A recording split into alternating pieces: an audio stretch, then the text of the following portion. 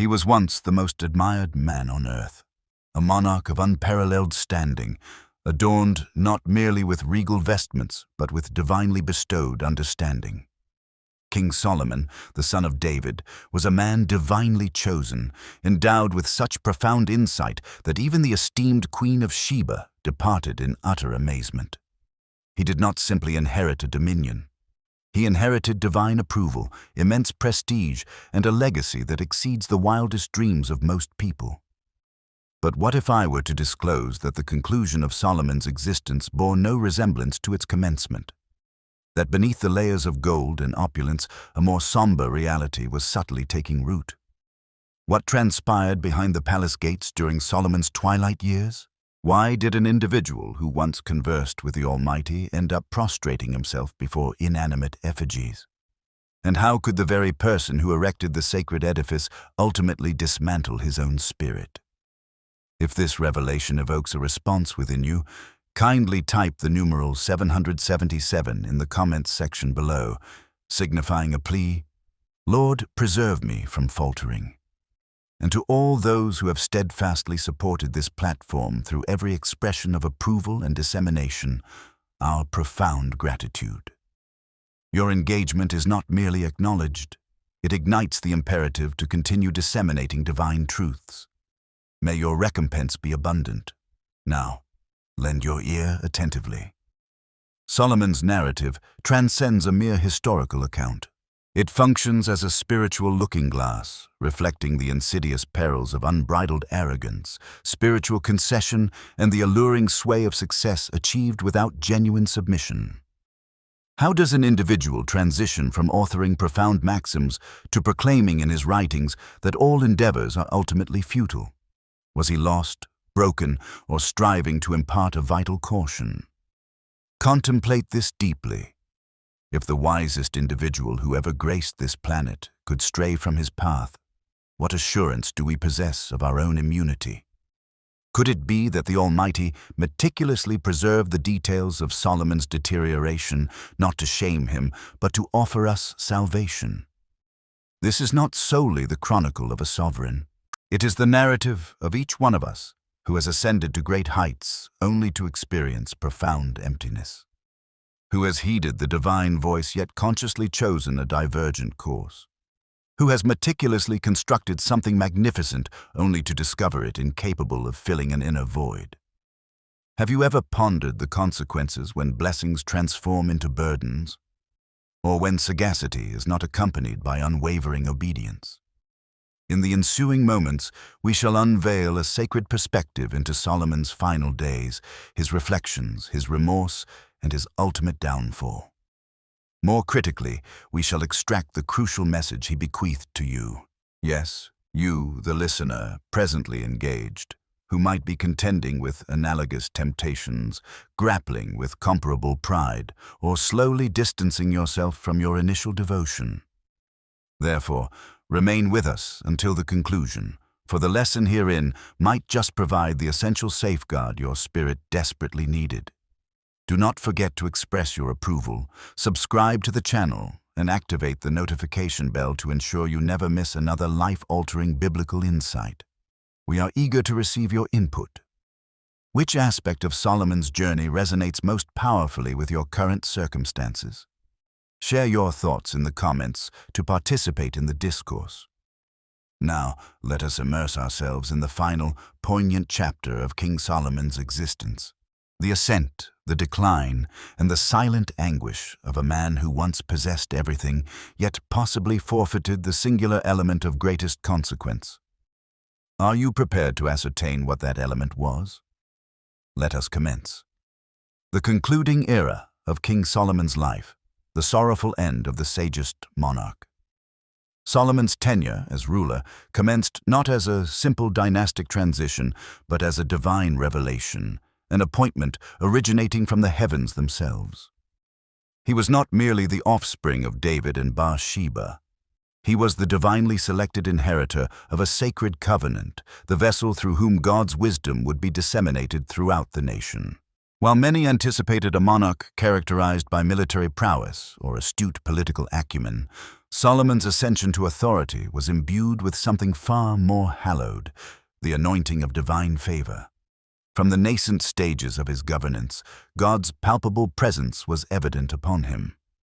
On one occasion, under the tranquil nocturnal expanse at Gibeah, the Lord manifested to Solomon in a dream. This was not an ordinary nocturnal vision. It represented a direct invitation from the Omnipotent, as chronicled in 1 Kings, chapter 3, verse 5. God posed the inquiry, "Request whatever you desire my bestowal upon you." Envision that scenario for a moment. What petition would you articulate if the very architect of the cosmos extended the offer to fulfill your most profound aspiration? Solomon possessed the capacity to select any boon: immense affluence, the subjugation of his adversaries, or even eternal existence. However, in a juncture destined to reverberate through the annals of time, he instead offered his heart in a posture of profound humility. "Grant your servant an understanding heart to govern your people," he implored, as recorded in 1 Kings, chapter 3, verse 9, "so that I may distinguish between right and wrong. For who possesses the capacity to lead such a vast populace as yours?" Can you perceive the gravitas of that request? It was not centered on his personal welfare. Rather, it was a plea for sagacity for the benefit of others, for the establishment of justice and righteousness.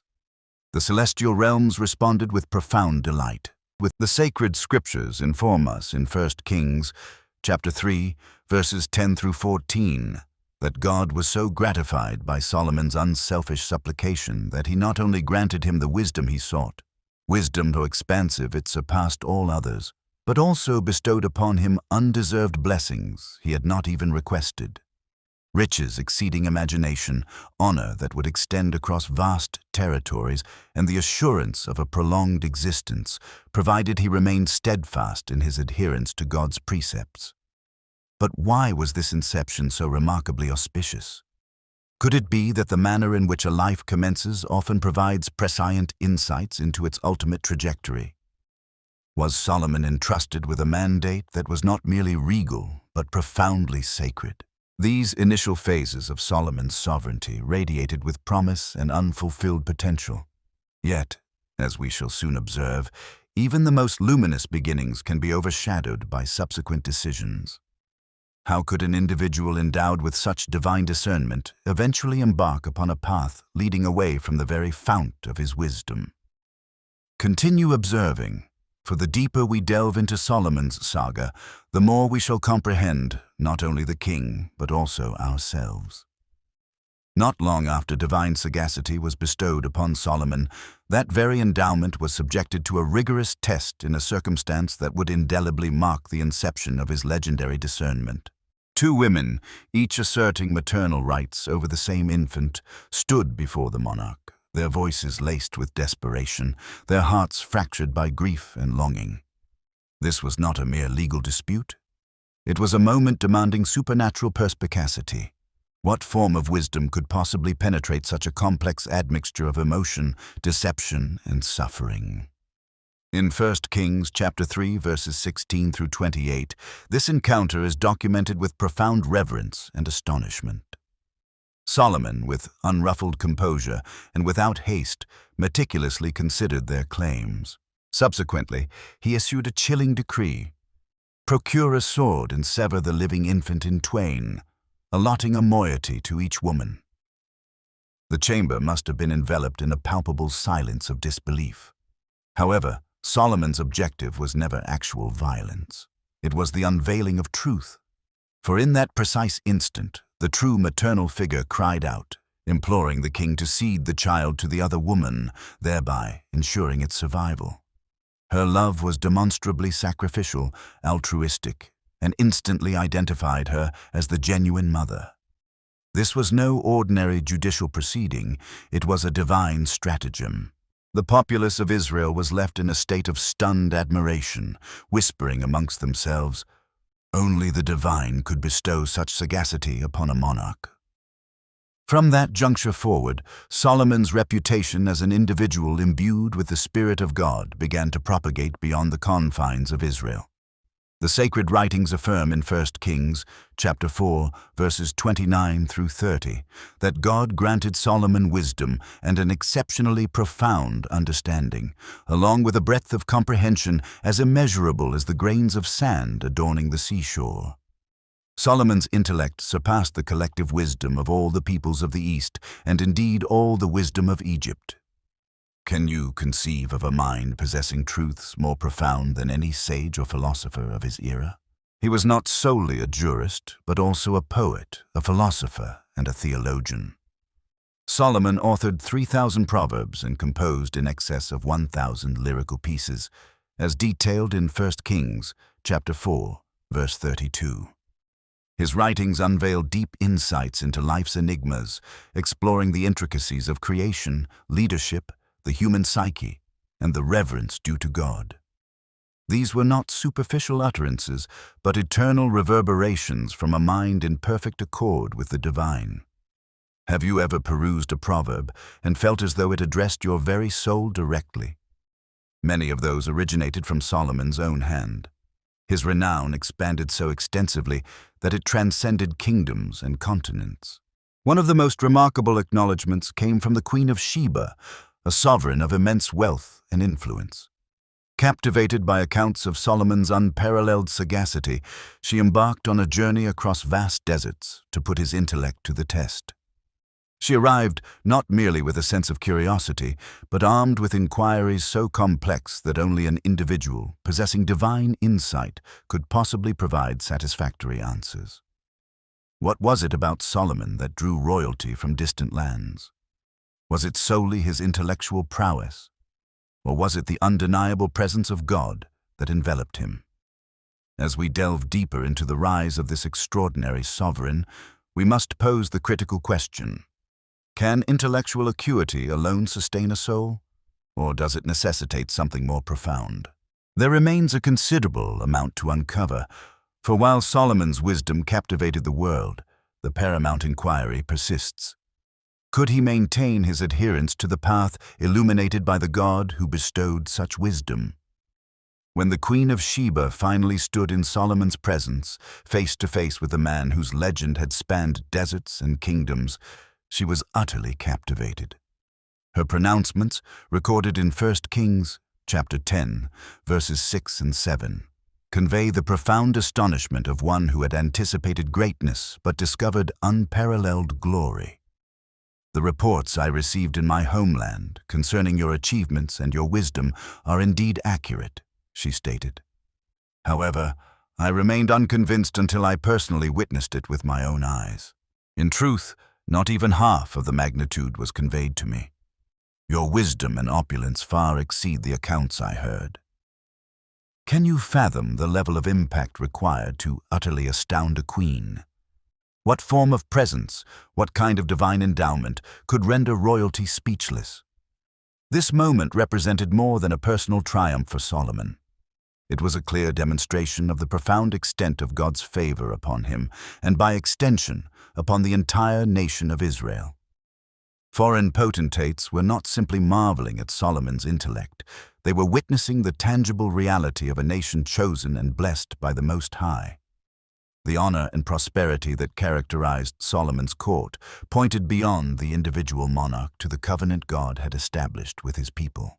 Yet, amidst all his remarkable accomplishments, there was one undertaking that stood preeminent above the rest. A mission of such sacred importance that it had been fervently desired by his father David, but ultimately reserved for Solomon alone. That mission was the construction of the temple in Jerusalem, meticulously detailed in 1 Kings, chapter 6. This was no ordinary architectural endeavor. Solomon's temple was a marvel of construction, designed not only with the finest human craftsmanship, but also under divine inspiration. Imported cedar from the verdant forests of Lebanon adorned its interiors. Its walls and furnishings were meticulously covered with pure gold. Silver and bronze embellished its sacred chambers. The very layout reflected celestial order. Its completion required 7 full years, a number symbolically echoing divine perfection. However, what truly imparted glory to the temple was not its resplendent appearance. It was the divine presence it was destined to house. This was designated to be the earthly abode of the God of Israel, the sacred space where the celestial realm would intersect with the terrestrial. Upon the final placement of the cornerstone and the last golden artifact, Solomon convened the entire nation for the dedication of this holy sanctuary. In that solemn hour, as the Ark of the Covenant was ceremoniously borne into the holiest of holies, an extraordinary event unfolded. According to 1 Kings, chapter 8, verses 10 and 11, a cloud descended, filling the temple of the Lord, rendering the priests unable to perform their duties due to the overwhelming presence of the cloud, for the glory of the Lord had inundated his temple. What profound sensations must have permeated the atmosphere, standing beneath that cloud, knowing that God's very presence had entered the edifice constructed by human hands. Subsequently, Solomon raised his voice in a prayer that would resonate through the ages. His words, found in 1 Kings chapter 8, verses 22 through 53, were not those of a ruler addressing his subjects. They were the heartfelt pleas of a devoted servant before his king. He extolled God's incomparable grandeur and implored him to perpetually attend to the prayers of his people, whether offered in times of triumph or in moments of sorrow. With profound humility and unwavering faith, Solomon declared in 1 Kings chapter 8, verse 23, "O Lord, God of Israel, there is no God like you in heaven above or on earth below, you who keep your covenant of love with your servants, who continue wholeheartedly in your ways." Was this the zenith of Solomon's spiritual attainment, not in terms of material possessions or worldly influence, but in profound surrender to the divine? Could it be that the true measure of an individual's greatness is revealed not by the structures they erect with their hands, but by the sentiments they lift to God in prayer? At this juncture, Solomon possessed everything: wisdom beyond measure, wealth beyond calculation, and the glorious presence of the Lord filling the temple he had meticulously constructed. Nevertheless, the narrative does not conclude here. What transpires when earthly blessings prove insufficient to retain a man's devotion? When the individual who once stood enveloped by the cloud of God's presence begins to drift away from that very presence, there is more to be uncovered, and it will lead us to realms even Solomon could not have anticipated. During the zenith of Solomon's reign, Israel was not merely a kingdom, it was a spectacle, an object of wonder in the ancient world. Under his leadership, the nation experienced an era of tranquility, prosperity, and international acclaim that had never before been witnessed. From every conceivable direction, the world turned its gaze toward Jerusalem. What had once been a small, often besieged territory had transformed into a radiant beacon of divine blessing, attracting merchants, scholars, dignitaries, and monarchs who yearned to witness the glory that surrounded Solomon. Scripture informs us in 1 Kings chapter 10, verses 23 and 24, that King Solomon surpassed all other kings of the earth in riches and wisdom. The entire world sought audience with Solomon to hear the wisdom that God had placed within his heart. Can you envision such a scenario? Rulers from distant realms, many adhering to their own deities, traditions, and vast empires, cast aside their pride and the extensive distances involved, simply to listen to a man upon whom God had bestowed his favor. What precisely was it about Solomon that evoked such profound awe in the hearts of the mighty? His wealth was nothing short of legendary. Solomon exercised dominion over crucial trade routes that linked the formidable civilizations of Egypt and Mesopotamia, thereby granting him control over the economic pulse of the ancient world.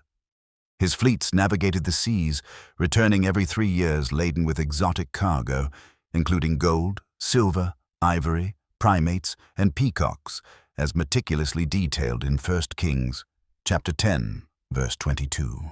These were not mere acquisitions of treasure. They represented symbols of influence that extended across diverse cultures and continents. Solomon's name was spoken with respect in royal courts far beyond the borders of Israel. In 1 Kings chapter 10, verse 14, we are presented with a staggering figure. 666 talents of gold flowed into his treasury annually. This equates to over 25 tons of gold each year, excluding revenues derived from merchants and allied kingdoms. What would such a quantity of wealth appear like when amassed in a single location?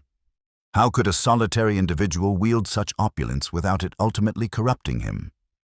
And then there was his throne, a masterpiece of artistry and symbolic representation. According to 1 Kings, chapter 10, verses 18 through 20, it was meticulously crafted from ivory and completely overlaid with the purest gold. 6 steps ascended to the seat, each flanked by majestic lions, 12 in total, standing as vigilant guardians of strength and authority.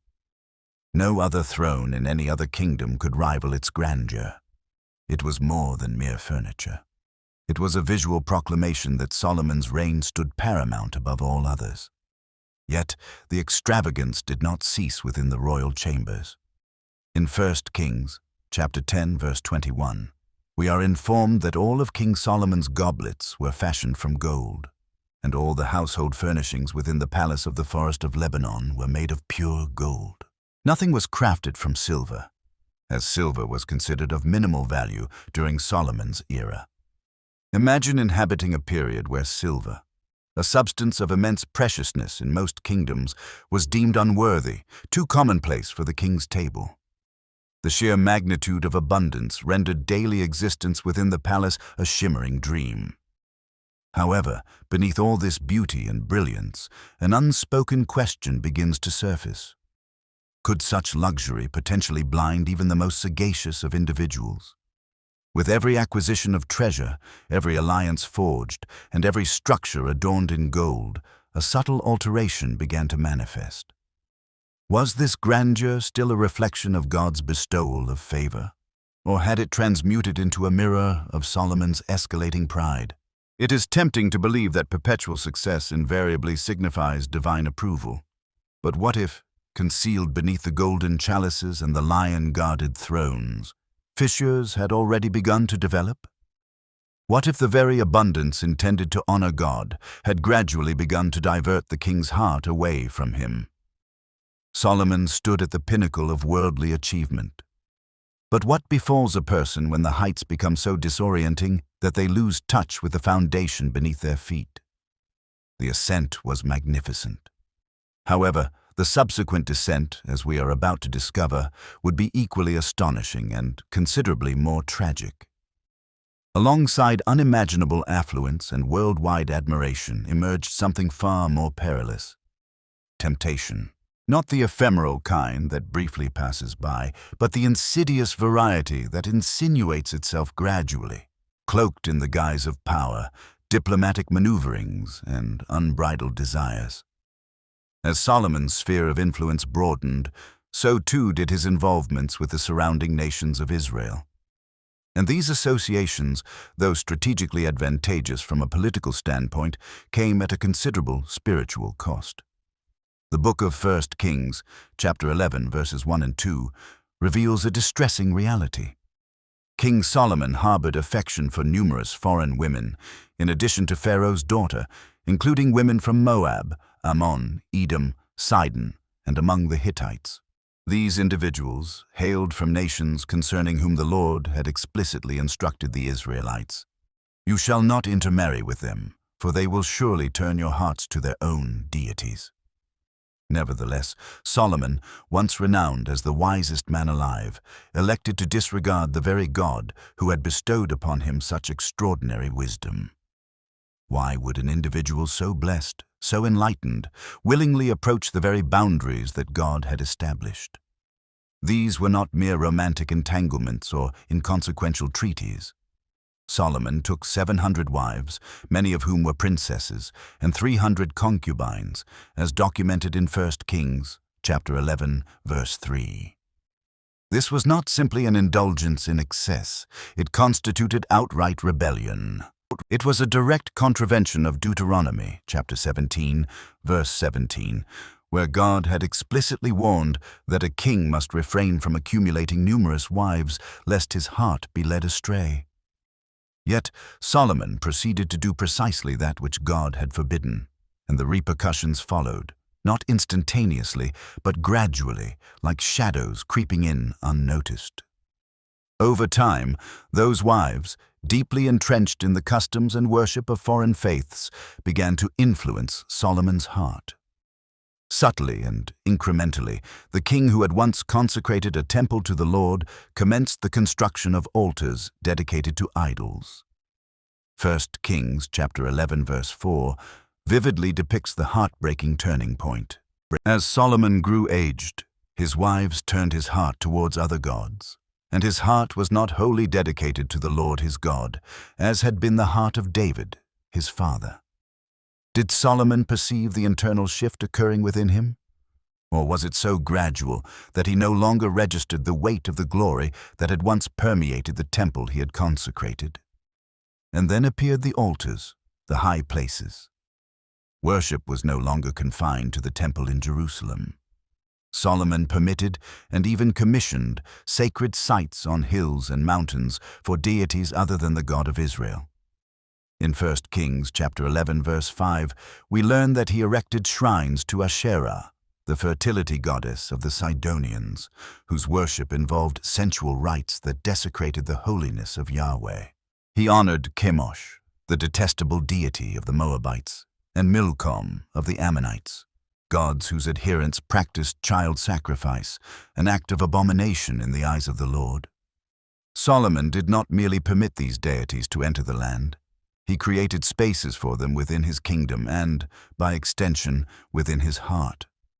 These were not acts of benevolent hospitality.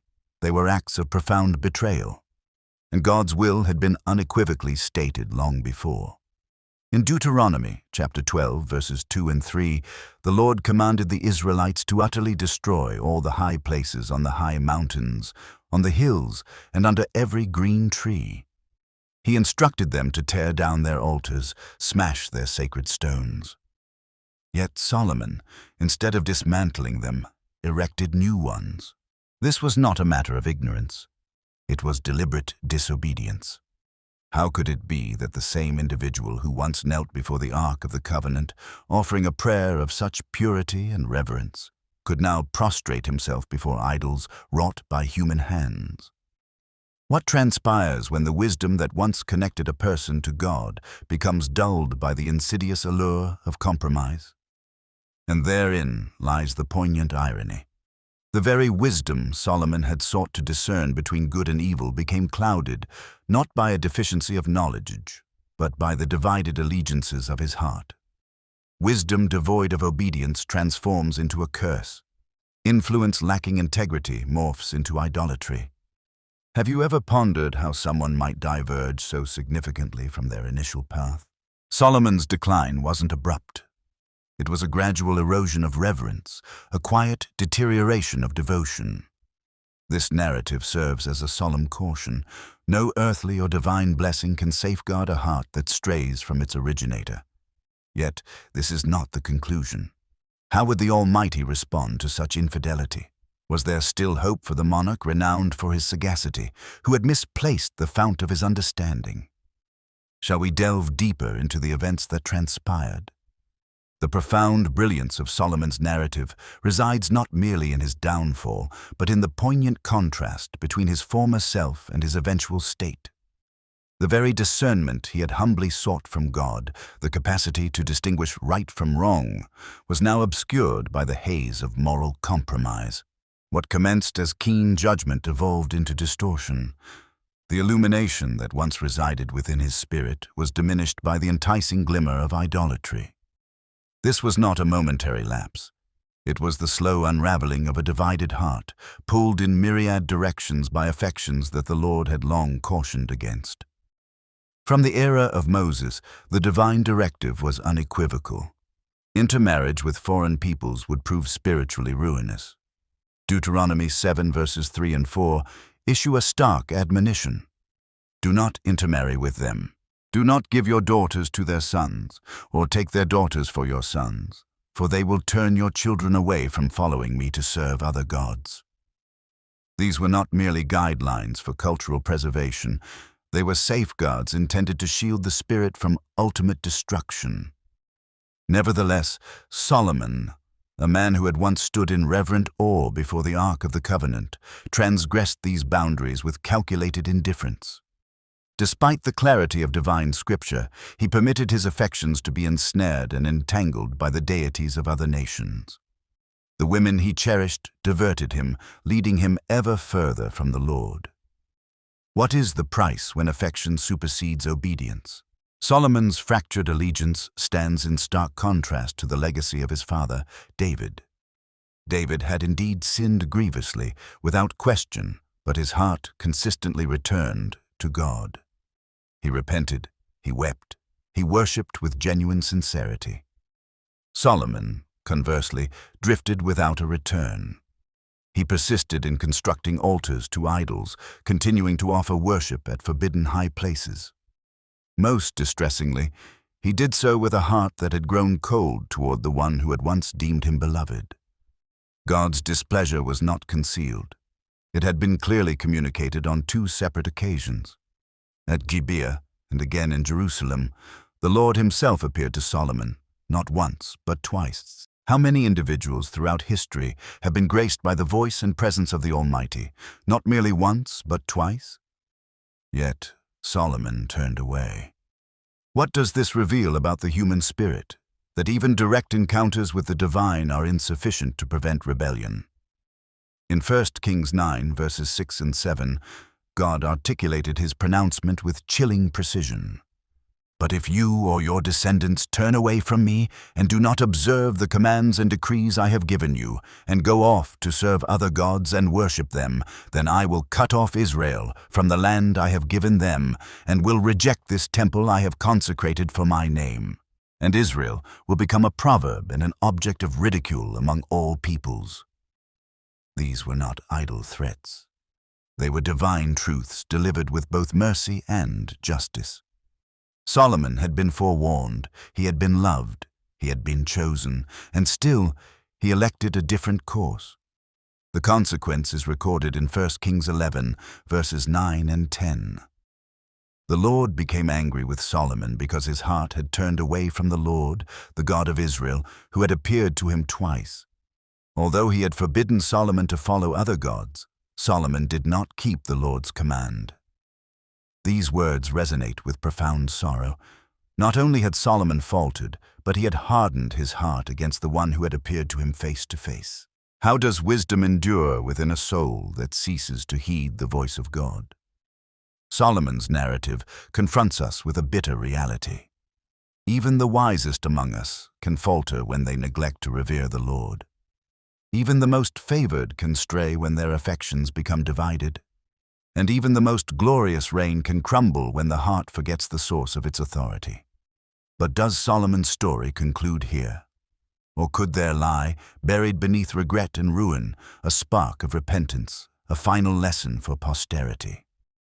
Solomon's descent into disobedience echoes through history not merely as a fall, but as a divine admonishment. His life, once characterized by unimaginable favor, now stands as a cautionary account inscribed within the sacred scriptures. He was a man who possessed all: supernatural wisdom, boundless wealth, and the tangible presence of God dwelling amongst his people. Yet he bartered it away, not for power or survival, but for the fleeting approbation of his wives and the false deities they venerated. What do we relinquish when we covet the affection of others more than the love of God? The allure was insidious. It did not arrive like an invading army at the gates, but like a whisper within the inner chambers of the heart. Gradually, Solomon's affections shifted. His gaze, once fixed upon the heavens, turned toward the altars of Ashtoreth and Molech. With each offering made to these idols, he surrendered something sacred: his loyalty, his identity, his destiny. However, God never remained silent in the face of betrayal. The same voice that had once granted Solomon any desire now thundered with righteous judgment. In 1 Kings 11, verse 11, the Lord declared his decree. So the Lord said to Solomon, Since this is your intention, and you have not kept my covenant and my statutes, which I commanded you, I will most certainly tear the kingdom away from you and give it to one of your subordinates." Can you grasp the gravity of that pronouncement? This was not solely about Solomon. It concerned an entire nation whose destiny would now be irrevocably altered due to one man's compromise. Instantly, the golden age of Israel began to fracture. The unity painstakingly forged over decades, the kingdom that had become the envy of the ancient world, was now destined for division. Civil strife, rebellion, and eventual exile were set into motion. What had been constructed upon divine wisdom would now splinter under the weight of human arrogance.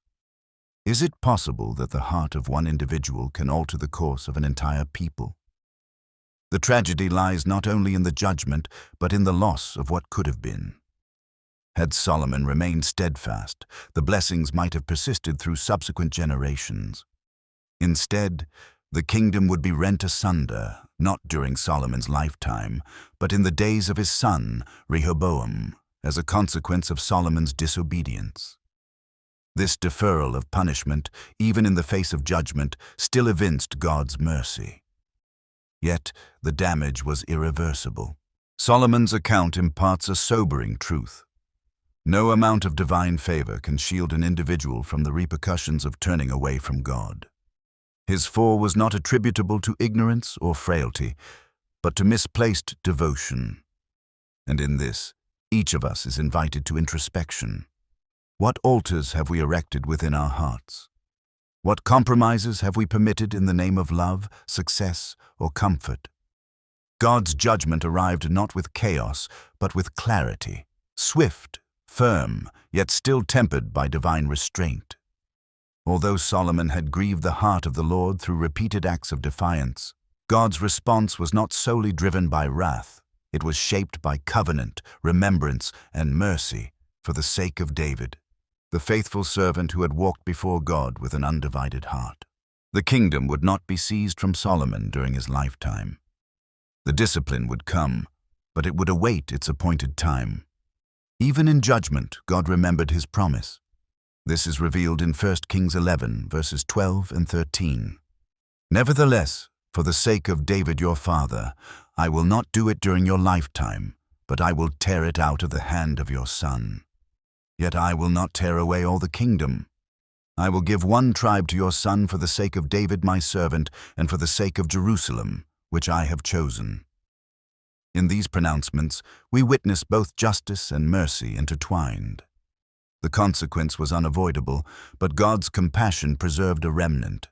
Does this not illuminate something profound about our God's character, that he corrects but never abandons his love? Solomon, though chosen, had allowed his heart to drift too far from the God who had elevated him. The ramifications of his divided devotion would not only resonate through his own legacy, but would crash like a tidal wave upon his son Rehoboam, who would inherit the throne, along with the accompanying judgment. Then arrived the moment when prophecy pierced through the layers of politics and ceremony. In 1 Kings 11, verses 29 to 31, a symbolic and startling event unfolded. The prophet Ahijah encountered Jeroboam, one of Solomon's trusted officials, on the road outside Jerusalem. There, removed from the watchful eyes of the palace, Ahijah performed an act that would fundamentally destabilize the Israelite monarchy. He seized his newly made cloak, a garment yet unstained by wear, and tore it into 12 distinct pieces. He then proclaimed to Jeroboam, "Take for yourself 10 pieces, for this is what the Lord, the God of Israel, says. See, I am going to tear the kingdom away from Solomon's hand and give you 10 tribes." Can you envision the silence that must have followed that action? The rending of fabric became the rending of a nation. What had once been unified under David and glorified under Solomon was now destined to fracture. This torn cloak, split into 12 segments, mirrored the impending reality, a divided kingdom. 10 tribes would be allocated to Jeroboam, a man chosen not for his lineage, but for God's sovereign purpose. Only one tribe would remain under the lineage of David, a flickering ember preserved for the sake of Jerusalem and the covenant established with David long before. But how did it reach this point? A king anointed with wisdom, bathed in glory, and twice visited by God, now witnessing from within his opulent palace as the future slipped away. Could it be that greatness, divorced from obedience, invariably leads to collapse? Could it be that legacy, however dazzling, is utterly meaningless without unwavering loyalty to the Lord? Ultimately, Solomon's life was defined not solely by the splendor of his reign, but by the sorrow of his deviation. And yet, even here, amidst the ruins of what might have been, God's hand continued to orchestrate history. He was preparing new chapters, raising new leaders, and preserving a lineage that would one day culminate in a greater king, Jesus, the true son of David. Solomon's fall serves as a potent warning regarding the subtle power of compromise, but it also reminds us of something far more significant. Regardless of how far a heart may stray, God's redemptive plan persists. His justice is always purposeful, and his mercy is eternally potent. On the final day of his existence, King Solomon, the man once acclaimed as the wisest of all monarchs, the wealthiest ruler on earth, and the builder of God's sacred temple, did not luxuriate in his golden accomplishments. He did not revel in the grandeur of the cities he constructed, the palaces he adorned, or the nations he had subjugated. Instead, he sat in quiet contemplation within the vast chambers of his palace, enveloped by riches that no longer satisfied and memories that whispered more of caution than of triumph. He had once governed with a mind sharper than any blade, dispensing justice that commanded the awe of entire nations. Envoys journeyed from the farthest reaches of the globe merely to hear the resonance of his voice and to witness the order of his court. His dominion had attained a zenith of prosperity that Israel would never again experience. Gold was as commonplace as stone in his thoroughfares. But to what end is gold when the soul feels desolate? What solace can opulence provide to a heart burdened by remorse? It was in those twilight years, as the flame of his life began to wane, that Solomon took up his quill once more. Not to craft proverbs for rulers, but to grapple with life's haunting existential questions. His words are preserved in the book of Ecclesiastes, a text imbued with both profound sorrow and sacred truth. And in its opening verses, the weight of his regret becomes undeniable. Meaningless, meaningless, he cries out in Ecclesiastes 1 verse 2. Everything is meaningless. These are not the utterances of a man who lacked worldly success. They are the profound lamentations of one who had sampled every offering this world could provide, yet found no lasting solace because he had relinquished the very source of all. Can you feel the ache within those words? The ache of one who had meticulously constructed his life with brilliance, yet neglected the cornerstone. Solomon had once been God's chosen instrument of wisdom. However, in his pursuit of pleasure, his compromises with idolatry, and his seeking of validation from others rather than unwavering devotion to the Lord, he forfeited the very essence that rendered his calling divine. He knew what was right, yet failed to adhere to it. He witnessed God's glory descend upon the temple he had erected, yet subsequently erected shrines for deities that demanded child sacrifices. How could such a hallowed beginning culminate in such tragic emptiness? His final reflections were not filled with accusations or defenses. They were raw, unvarnished, and painfully revelatory. In Ecclesiastes, Solomon opens a portal into a soul that had indulged in every conceivable form of excess, only to discover it all amounted to ephemeral vapor, a futile grasping at the wind. His legacy transformed into a profound lesson. Yet, even within the ashes of his regret, wisdom persists. Even in his sorrow, Solomon directs us toward that which holds ultimate significance. In the concluding chapter of Ecclesiastes, he writes, "Now all has been heard. Here is the conclusion of the matter. Fear God and keep his commandments, for this is the whole duty of mankind. For God will bring every deed into judgment, including every hidden thing, whether it is good or evil. Ecclesiastes 12, verse 13. These final words emanate not from a king upon his throne, but from a soul stripped bare of illusions, humbled by the passage of time, and reawakened to the truth he had forsaken. Perhaps the most profound gift Solomon bequeathed to us was not his vast wealth, nor his insightful proverbs, nor his architectural marvels, but this vulnerable confession, a warning to the wise, a beckoning to the questioning, and a beacon to those tempted by the world's glittering allure. Ultimately, Solomon's life serves as a mirror, posing a universal question to us all. What are we pursuing?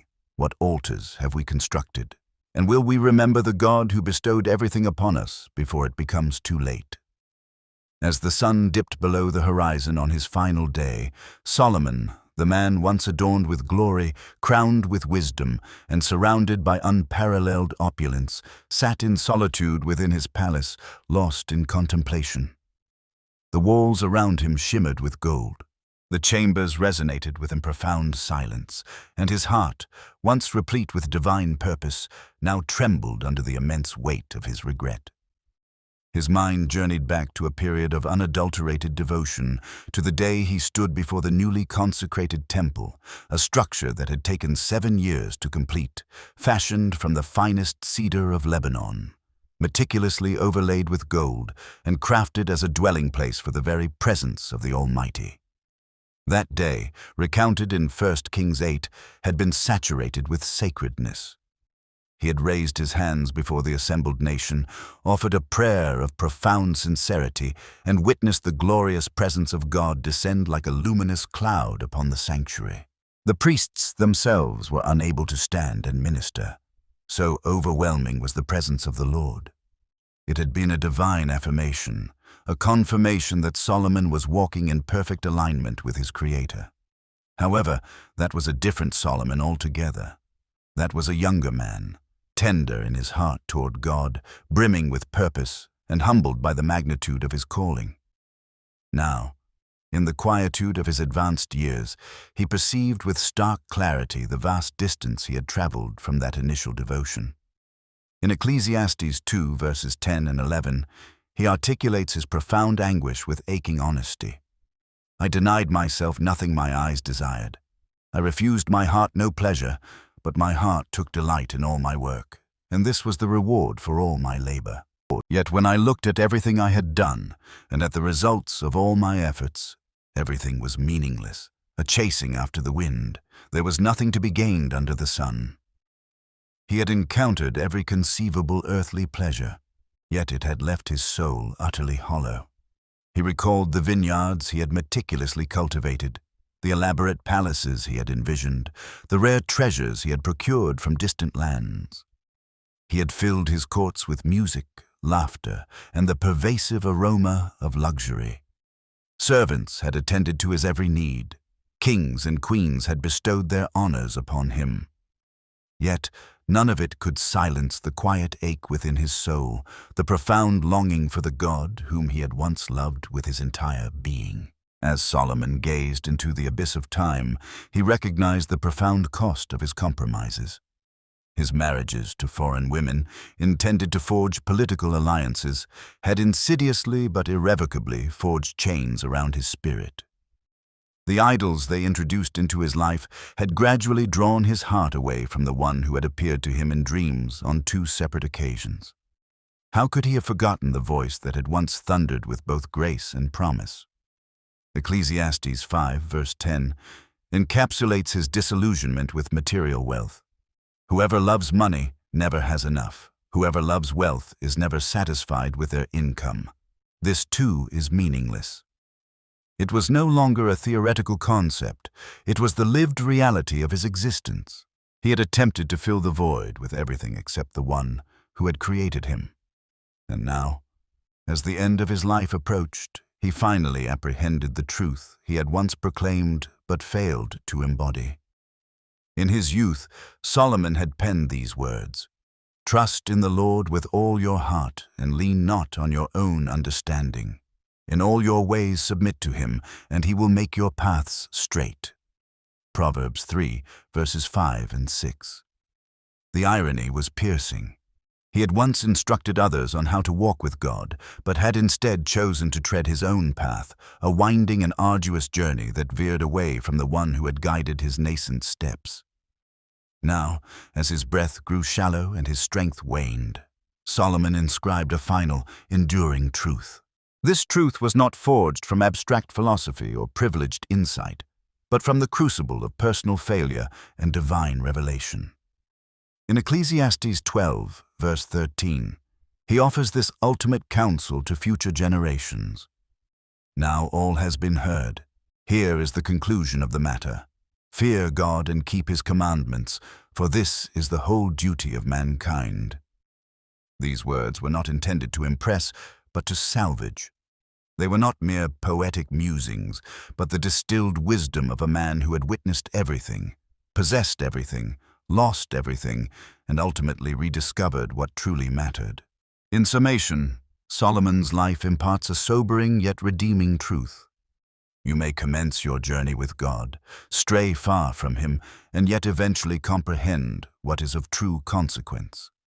His narrative poses a timeless question. Will you learn from his missteps before they become your own? Solomon's final day did not arrive with fanfare or the celebration befitting a victorious monarch. Rather, it approached quietly, cloaked in introspection and shadowed by profound sorrow. The man who had once occupied the apex of power, the wisest and wealthiest ruler the world had ever known, now sat in quietude, confronting the stark reality that all his earthly endeavors had amounted to very little in the absence of God's presence. He had been granted every conceivable blessing, divine wisdom, unimaginable riches, and the privilege of constructing the Lord's holy temple. Yet, in the end, the very gifts intended to glorify God had transmuted into distractions that gradually drew his heart away. His final breath was not filled with pride, but with a profound realization. In Ecclesiastes 7, verse 29, he confesses, "This only I have found. God made mankind upright, but they have gone in pursuit of many schemes." These are not the pronouncements of a detached scholar theorizing about life. They are the mourning reflections of a man who strayed from the straight path only to discover that his detours led inevitably to disappointment. Solomon, in all his intellectual brilliance, fell prey to the very schemes against which he had once cautioned others. His heart, once ignited with fervent love for the Lord, was dulled by compromise, clouded by the pervasive influence of idolatry, and scattered across the numerous altars he had erected for foreign deities. And though he began his journey with unwavering devotion, he concluded it with profound regret. However, within that regret lies a precious gift, a solemn, sacred reminder for us all. Wisdom alone cannot redeem you. Wealth cannot fulfill your deepest needs. Power cannot sustain you through the trials of life. Only a heart completely surrendered to God can guide you through life with unwavering purpose and prepare you for eternity with enduring peace. His story stands as a mirror reflecting the soul of every individual pursuing the alluring promises of this world. What value is success if it comes at the expense of your very spirit? What benefit is there in building earthly kingdoms if you forfeit the kingdom of God within your own heart? Let Solomon's life impart to us the profound lessons he learned far too late. The magnitude of your commencement holds less weight than the steadfastness of your conclusion.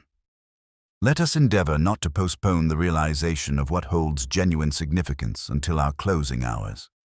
Therefore, at this very moment, regardless of your location or your pursuits, take a moment to reflect. Inquire within. Is my devotion to the divine absolute? Am I constructing for everlasting purposes, or merely for the present? We express our gratitude for accompanying us on this impactful exploration of the concluding period of Solomon's existence. Should this message resonate deeply with you, we kindly request that you signify your appreciation by liking this presentation, subscribing to our channel, and disseminating it to individuals who might benefit from this encouragement. Such actions empower our ongoing mission to propagate the verity of divine Scripture. Even in the absence of material contribution, your presence and intercessory prayers are a profound endowment to us. May your path be guided by discernment, not the transient scarcity understanding of this realm, but the profound wisdom that originates from reverence for the Almighty. Remain resolute, remain vigilant, and may your ultimate accomplishment far surpass your initial undertaking. May divine favor be upon you.